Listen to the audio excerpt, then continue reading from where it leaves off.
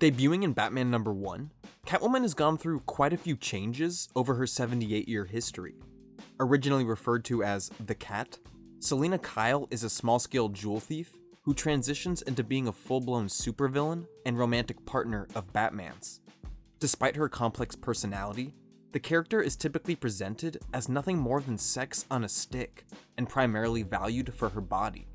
Numerous creators deserve credit for pushing Catwoman forward, but it's really Ed Brubaker and Darwyn Cooke who modernized the character and turned her into a dedicated warrior whose personality became the key to selling comics instead of her tight outfits. The character's sexual slant and temptress attitude is no accident.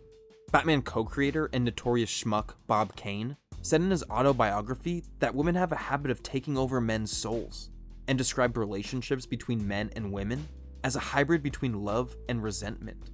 He goes on to recommend keeping women at arm's length, and says, quote, "Once the romance is over, somehow they never remain my friends."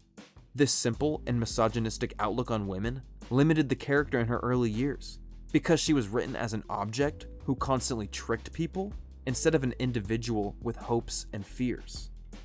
In her first appearance, Batman is blindsided by Selina's looks and intentionally lets her escape despite the fact she committed a crime.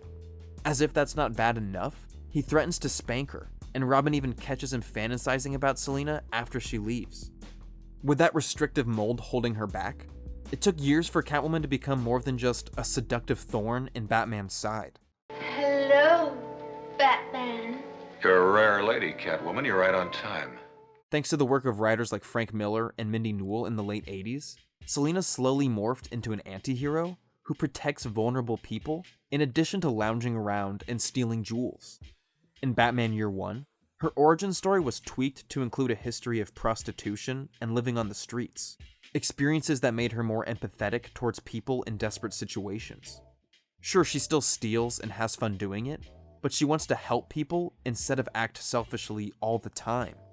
When she has a sense of purpose and isn't just presented as a one-dimensional femme fatale, Catwoman is one of DC's most intriguing characters, because it's hard to predict what the villain turned hero will do to achieve her goals.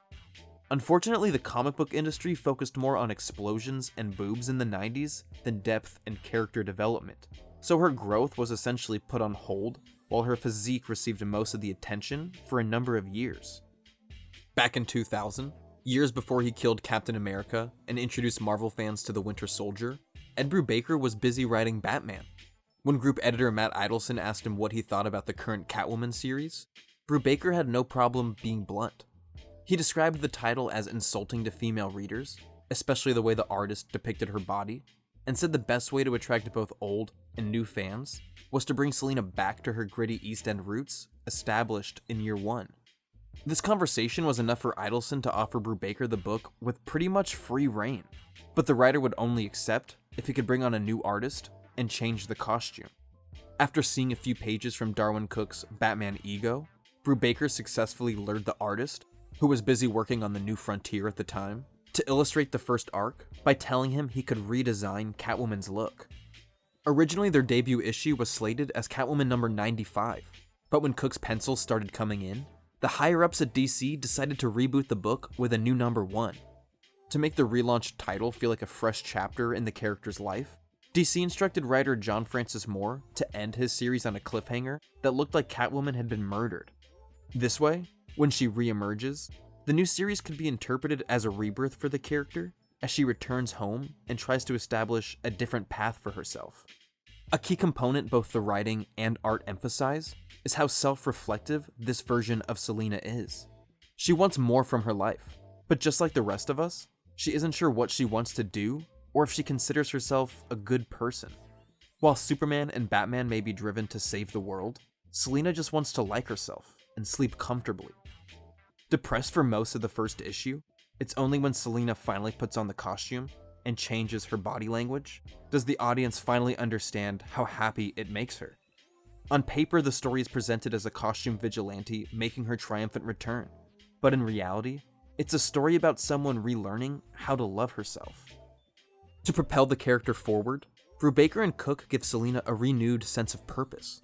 The first time we see her, she's in therapy, struggling to identify what kind of changes she wants in her life.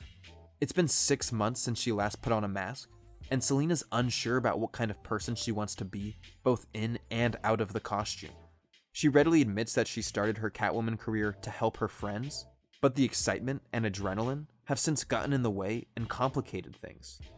Unsatisfied with causing trouble and getting into Batman's way for fun, Selina longs for a deeper, more satisfying existence. Tying things into her past, Selina stumbles upon a string of unsolved prostitute murders that the police and other superheroes are ignoring. Learning about these crimes and thinking about the other defenseless individuals on the street motivates Selina to take the case and become a protector for the city's ignored populations. To match her personal growth, Cooke gave Selina a more modest costume that is still the character's primary look 17 years later. He told the AV Club in 2012 that he viewed the character as a function for male readers, and he wanted to negate that perception with his work. Instead of skin-tight spandex, Cooke gave her a functional, loose leather jumpsuit that was constantly zipped all the way up and didn't include a push-up bra or high heels directly in the costume. To replace the silly cat mask, Brubaker's wife recommended that she wear an aviator helmet and goggles. That way the character could be dressed more pragmatically and retain her cat-like silhouettes. Just like a motorcycle rider covered head to toe in leather, Selina comes across as a practical fighter who is doing everything she can to protect herself as she embarks on this new life chapter. How could you? I'm a woman. I'm sorry, One of the most important aspects of the reintroduction was stripping away the character's overt sexual association. Instead of dragging her into ridiculously contrived situations like prison shower fights, the creative team treated the character with dignity and respect as she went about helping people. Selina's still depicted as an attractive woman, but Cooke drew inspiration from classic beauties like Audrey Hepburn, instead of representing her as a walking pair of boobs. In a stark contrast to the character's depiction in the 90s, especially whenever she was drawn by Jim Ballant, this new version of Catwoman is depicted as sophisticated and stylish, instead of trashy and cheap. Unfortunately, much of the character's revamped status has disappeared outside the comics. While she still wears the leather jumpsuit Cooke introduced, her sexuality is often emphasized as the character's most important trait in other forms of media. In 2011, she started an animated short that references her protective roots, but the project emphasizes Selina's curves more than her desire to help people. Similarly, in the Arkham games, the character is represented as a thrill seeker who likes to treat herself instead of someone who's motivated to protect vulnerable individuals. In both Arkham and Injustice, Catwoman still wears her leather jumpsuit, but she usually has it unzipped to entice male fans. Short-lived were the days where Catwoman was depicted as a practical fighter who used leather to protect her body. Now she walks straight onto the battlefield fully exposed to direct attacks. And please, don't even get me started with this. The biggest problem with these depictions is that more people see and learn about the character through outside media than directly engaging with comic books. So no matter how much Selina progresses on the page, she's stuck in this limbo state where a majority of her fans see her as somewhat one-dimensional instead of a fully developed character. Thanks in part to her popularity outside comics, Catwoman's position in the DCU has grown in recent years.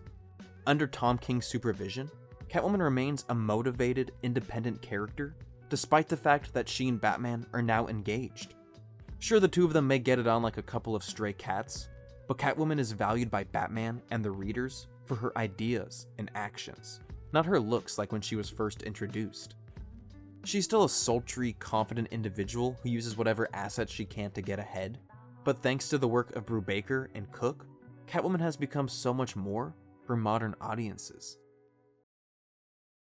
Hey everybody, for kind of subscribers and long-term viewers, I'm sorry for the wait on this video. For new viewers, I'm sorry you found me at all. You don't have to subscribe if you don't want to.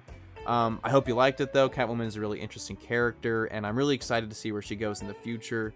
She just has a new series launching by Joelle Jones. She's handling both writing and artist duties, and I think that book's going to be great, and I'm definitely going to pick it up. So please let me know what you think about the character, what you think she should do in the future in the DCU, and yeah, thanks again for watching. Have a good night.